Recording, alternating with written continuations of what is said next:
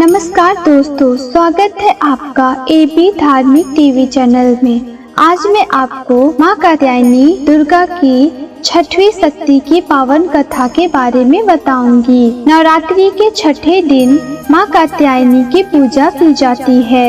इनकी उपासना और आराधना से भक्तों को बड़ी आसानी से अर्थ, धर्म, काम और मोक्ष चारों फलों की प्राप्ति होती है। उसके रोग, शोक, संताप और भय नष्ट हो जाते हैं। जन्मों के समस्त पाप भी नष्ट हो जाते हैं। माँ दुर्गा की छठवीं शक्ति कात्यायनी की उपासना करने से परम पद की प्राप्ति होती है। माँ की उपासना का मंत्र: चंद्रहासोज्ज्वल करा सादुर्लौवर वाहना कात्यायनी शुभं दधा देवी दानवाघातिनी। इनकी चार भुजाएं हैं। दाईं तरफ का ऊपर वाला हाथ अभय मुद्रा में है तथा नीचे वाला हाथ वर मुद्रा में। माँ के बाईं तरफ के ऊपर वाले हाथ में तलवार है व नीचे वाले हाथ में कमल का फूल सुशोभित है। इनका वाहन भी सिंह है। इनका स्वरूप अत्यंत भव्य और दिव्य है। ये स्वर्ण के समान चमकीली हैं और भास्वर हैं। माँ कात्यायनी की कथा: इस देवी को नवरात्रि के छठे दिन पूजा जाता है। कात्य गोत्र में विश्व प्रसिद्ध महर्षि कात्यायन ने भगवती पराम्बा की उपासना की, कठिन तपस्या की। उनकी इच्छा थी कि उन्हें पुत्री प्राप्त हो।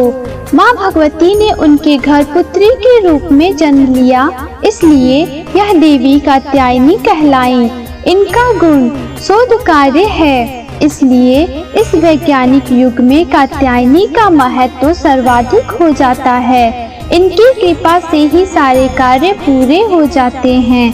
ये वैद्यनाथ नामक स्थान पर प्रकट होकर पूजी गई। माँ कात्यायनी अमोघ फलदायिनी है। भगवान कृष्ण को पति रूप में पाने के लिए ब्रज की गोपियों ने इन्हीं की पूजा की थी।